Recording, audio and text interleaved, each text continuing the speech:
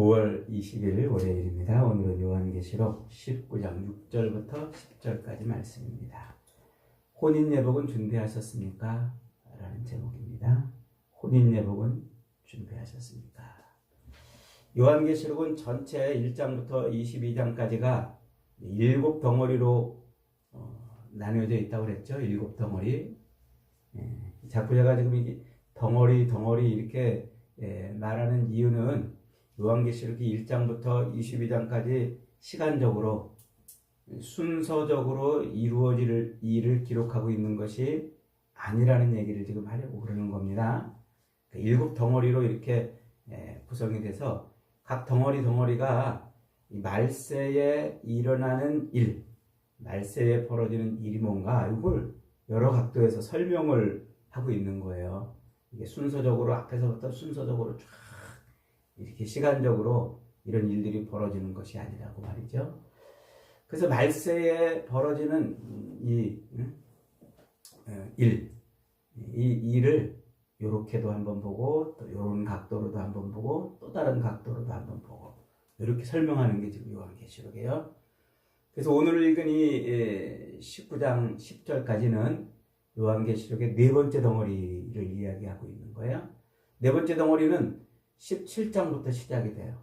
17장, 18장, 그리고 19장 10절 여기까지가 네 번째 덩어리인데 이게 무엇을 말하려고 하느냐면 말세가 언제라고 그랬어요?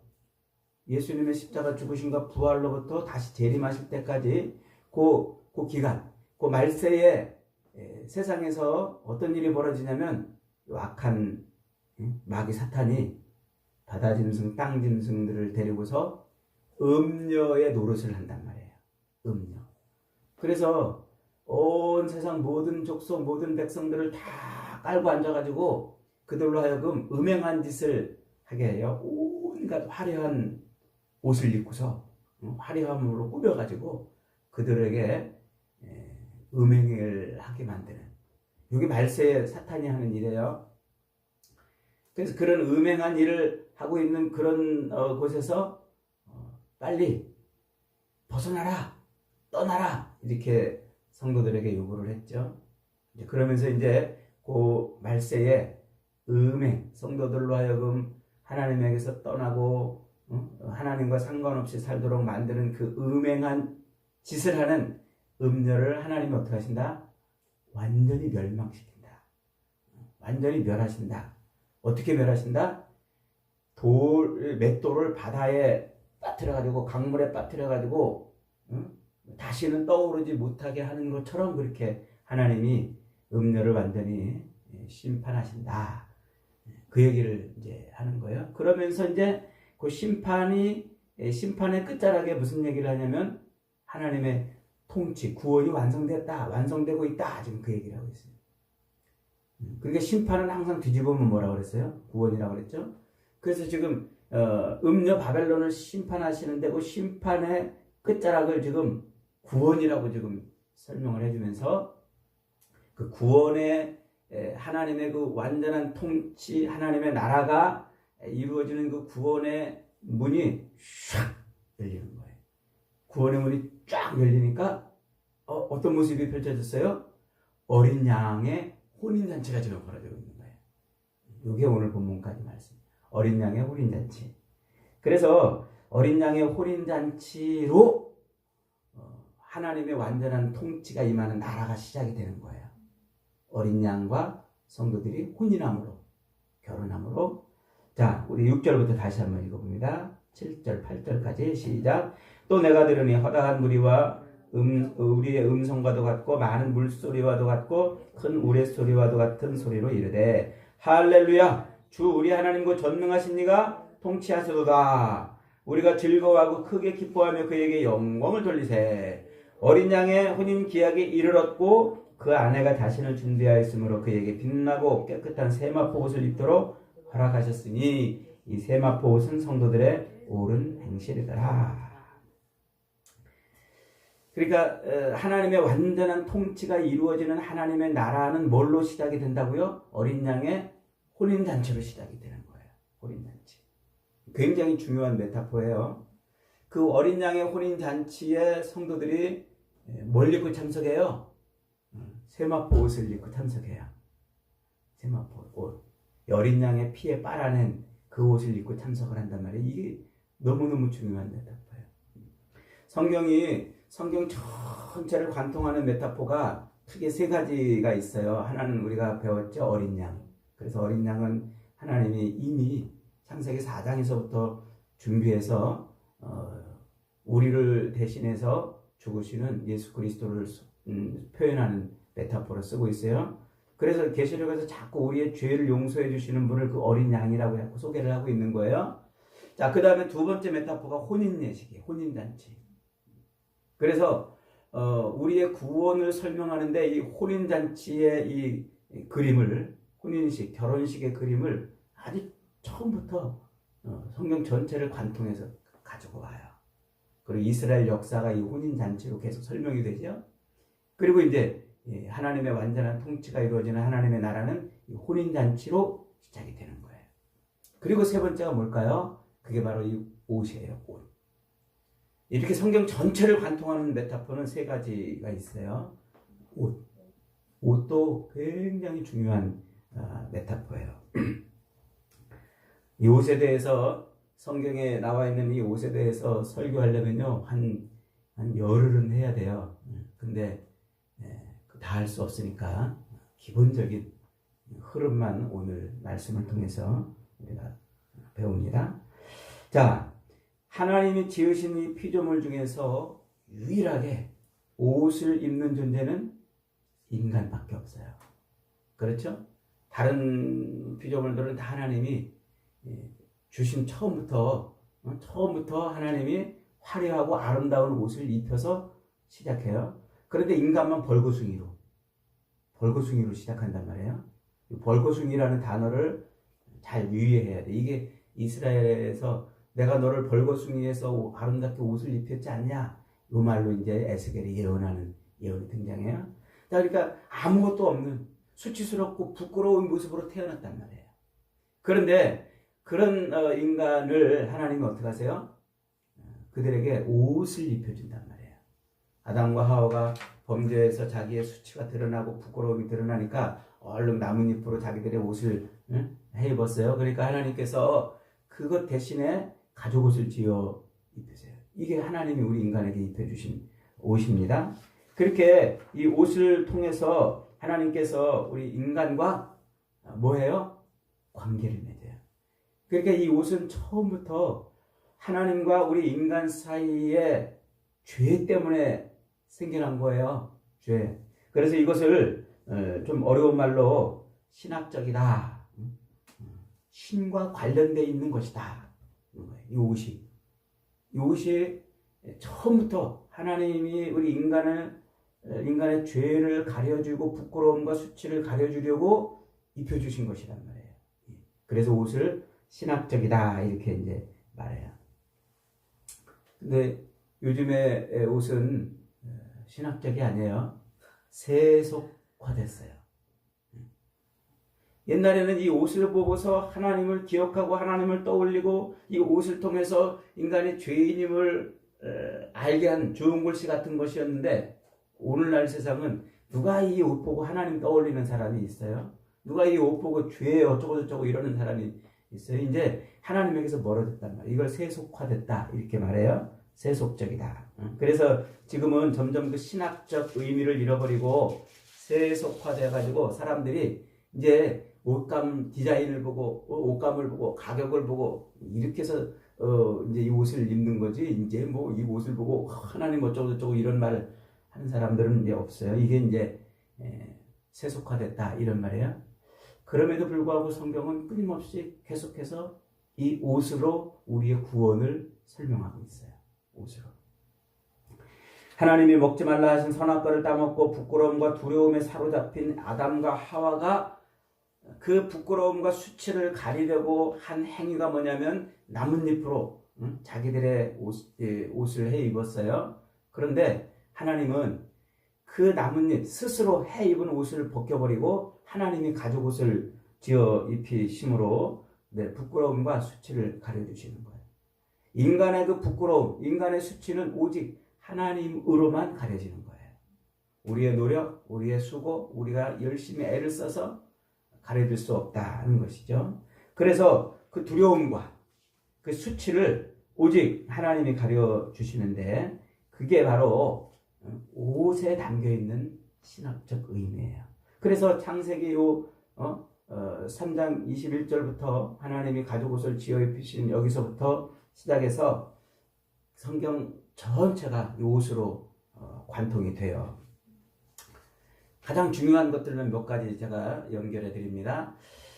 출애굽기 39장에 가면은요, 하나님이 성막을 만드시게 하시고 그 다음에 그 성소에 들어가서 일할 제사장이 입을 제사장의 옷을 만들어라고 해요. 그래서 이제 금색과 청색과 자색과 홍색 실과 가늘게 꼰 배실로 대제사장이 입을 옷을 만들고 대제사장이 걸칠 조끼 같은 에봇을 만들게 합니다.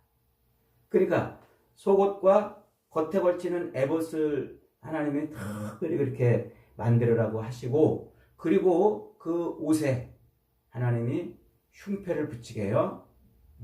이 흉패라는 말은 번역이 조금 아쉽습니다만은 이게 보석을 붙이는 이제 그 헝겊으로 만든 천이에요.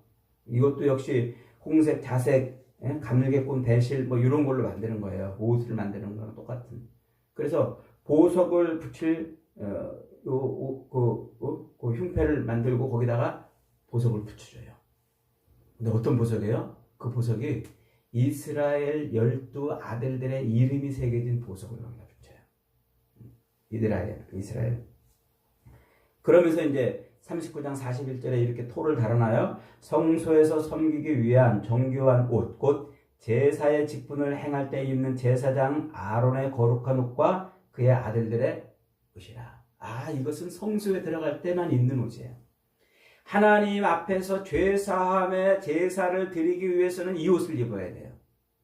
하나님 앞에 나가서 그 죄 용서함을 받기 위한 제사를 드리기 위해서는 다른 옷은 안 돼요. 이 옷만, 제사장이 입는 이 특별한 옷만 입고 그 구별된 장소로 들어갈 수 있어요. 그러니까 제사장이 입는 이 옷은 우리의 죄 용서와 하나님의 본전에 들어가는 중요한 의미를 담고 있다고 지금 이렇게 설명하고 있고, 거기에 뭘 붙여놨어요? 이스라엘의 12아들들의 이름을 붙여놓은 그 옷에 거기에 이제 붙여 표식을 해놓은 거죠. 자, 그 다음에 이제 두 번째로 이 옷이 또 어떻게 계속 우리에게 설명이 되는 거 하니까 주로 왕의 그 결혼식, 왕이 자기 신부 왕후를 맞을 때 입는 옷, 이것으로 자꾸 예표가 돼요. 그게 이제 시편에 많이 등장을 해요. 다 살펴보기는 어렵습니다만 43편 8절에 보니까 이제 그 시편 43편은 왕이 자기 신부 왕후를 데려다가 결혼하는 것을 노래하는 시예요.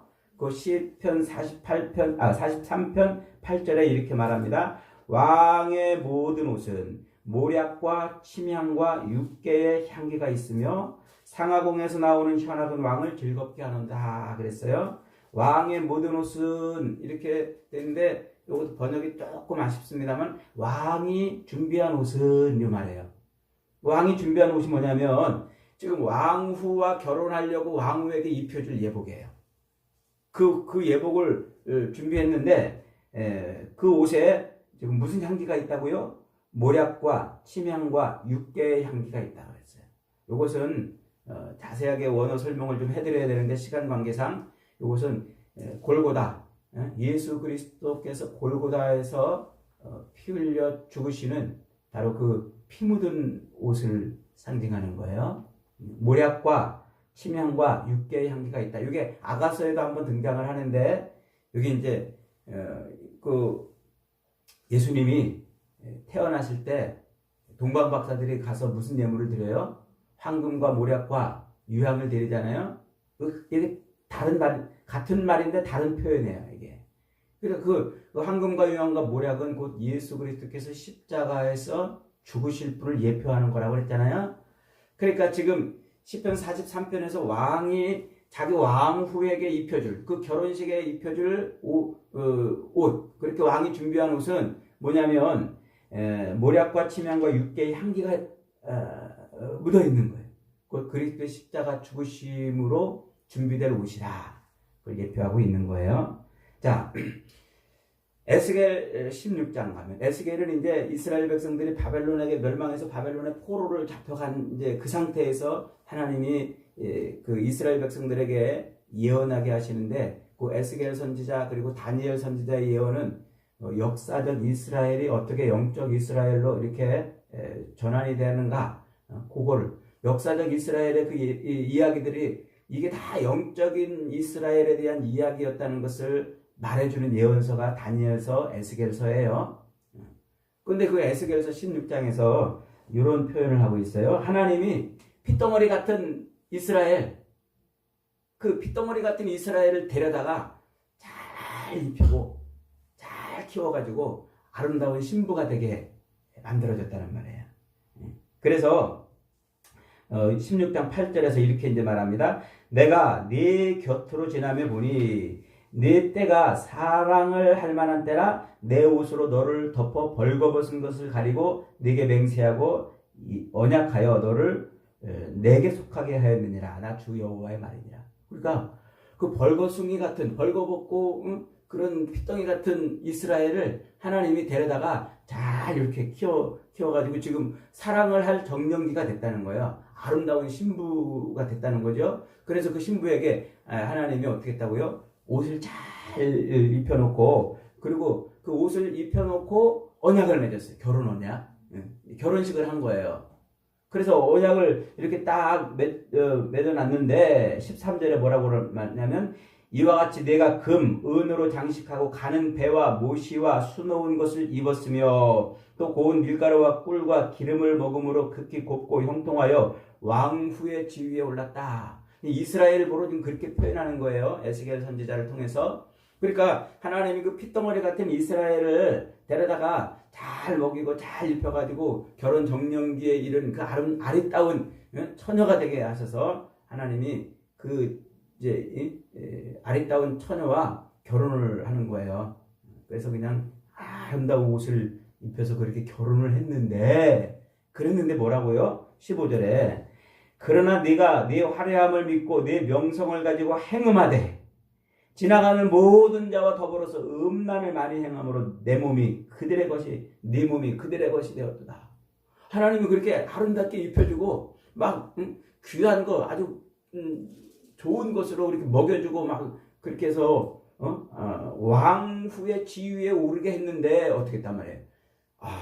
이스라엘이 자기가 왕후의 그 아름다운 옷을 입고 좋은 것을 먹으면서 왕후의 지위에 올라 있는 그것 가지고 다른 남자들, 지나가는 남자들을 찍적거려가지고 이제 음란한 행위를 했단 말이에요.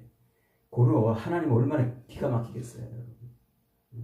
여러분 생각해, 여러분이 아름다운 그 이렇게 신부 맞이해가지고 내가 키워가지고 참 이렇게 했는데 다른 남자한테 훌쩍 가버리면 진짜 기가 막히겠잖아요.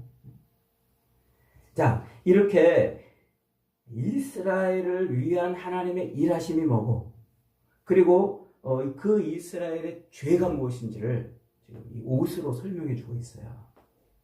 자, 그 다음에 이제 이 옷과 결혼 예식을 가장 아주 아름답고 아주 풍성한 의미로 우리에게 설명해 주고 있는 성경이 아가서입니다.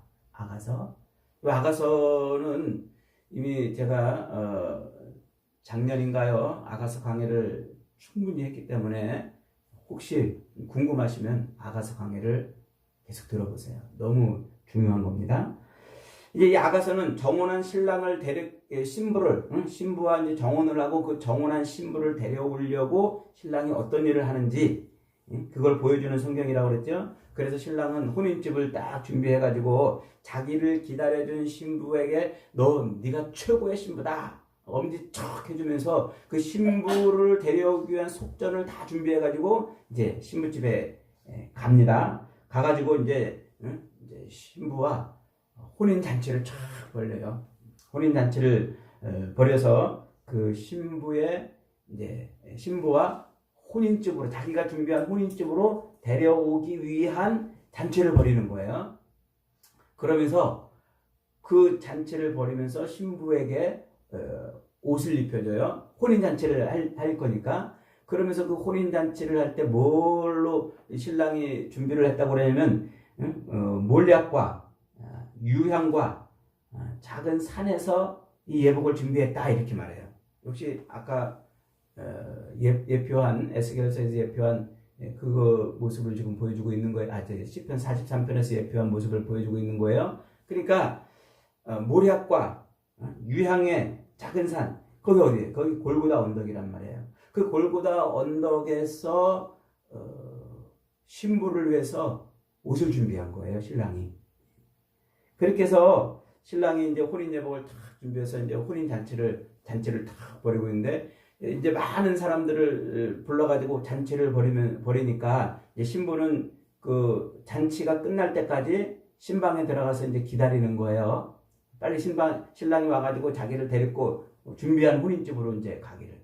근데 그 신방에 들어가 있는 신부가 그 때를 못 참아가지고 옷을 다 벗어버리고 그러고 이제 있는 거예요. 그러니까 신랑이 친구들과 이제 잔치가 다 끝나고 와가지고 신부 방을 똑똑똑 넣고 했어요. 그랬더니 신부가 뭐라고 그래요?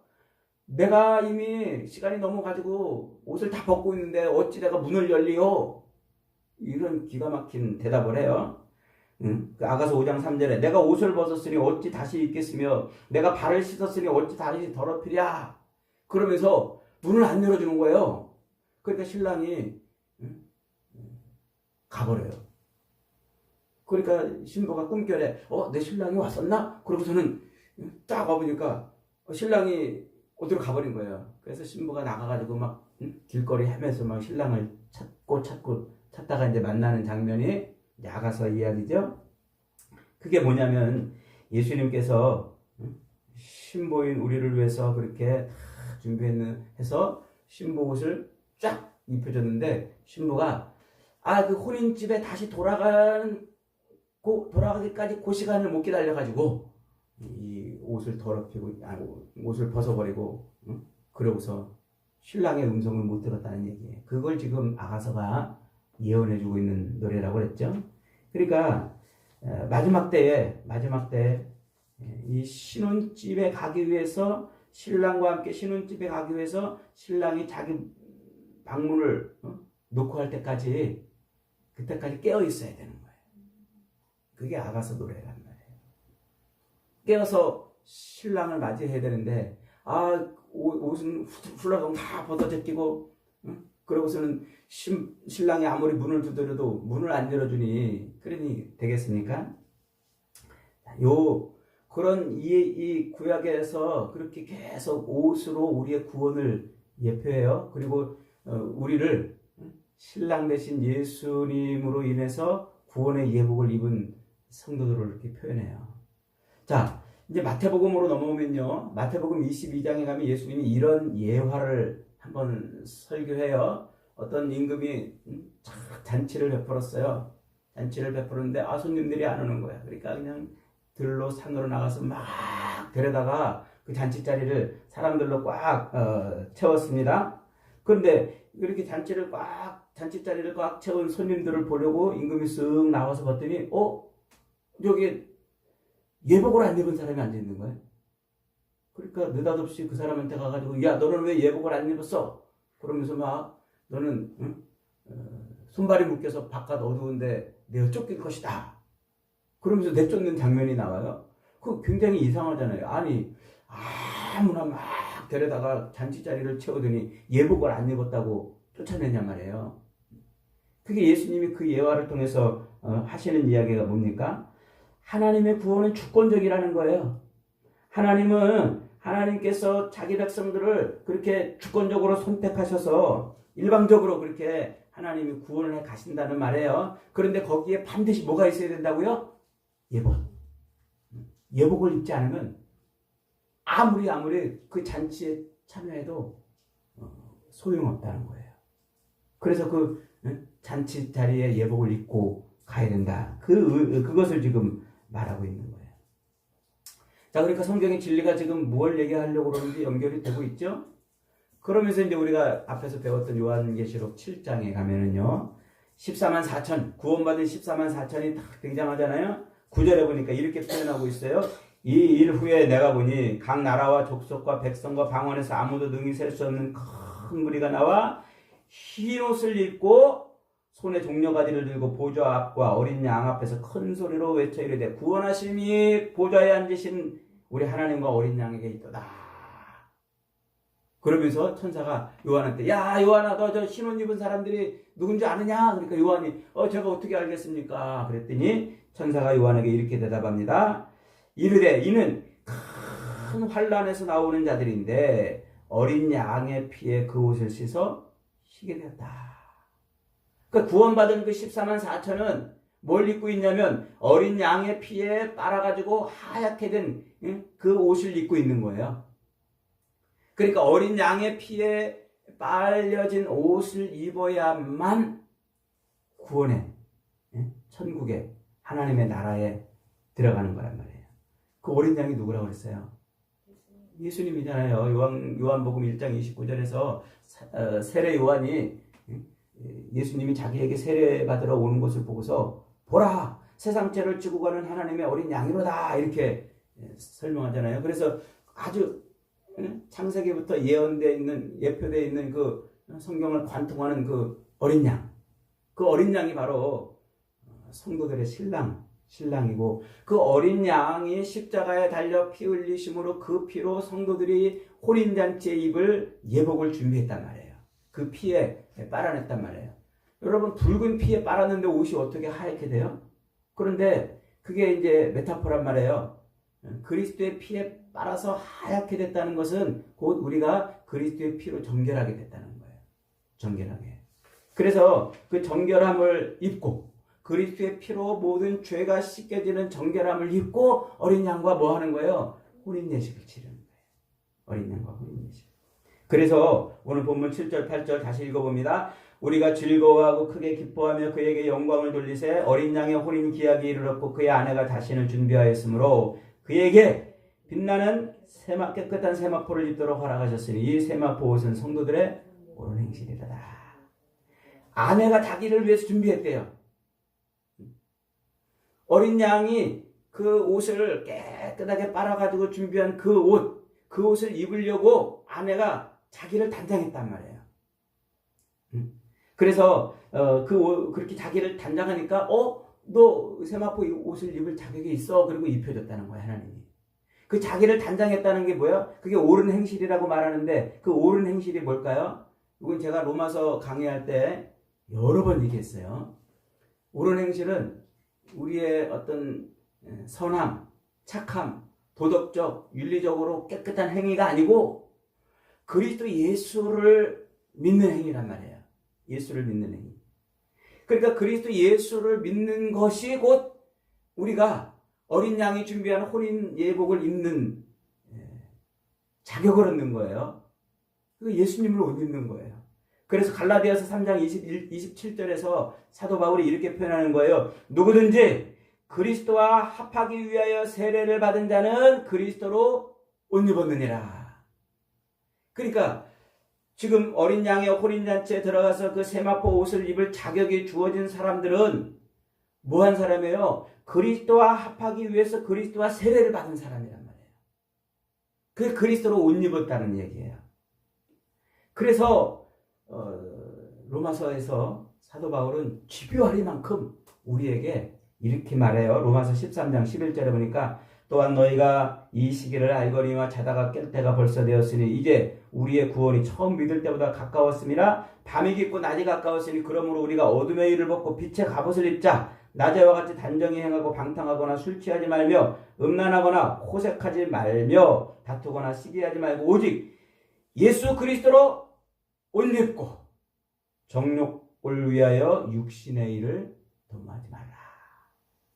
그러니까 예수님으로 옷 입는다는 것은 우리의 육신, 생육하고 번성하는 그 삶을 사는데 집착하는 게 아니라 그리스도 그리스도와 합한 삶을 사는 데 집착하는 거예요.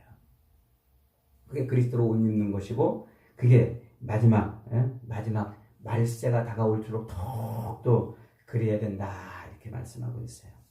오늘 시간 관계상 뒤에 많은 내용이 있지만 여기서 줄여야 되겠습니다.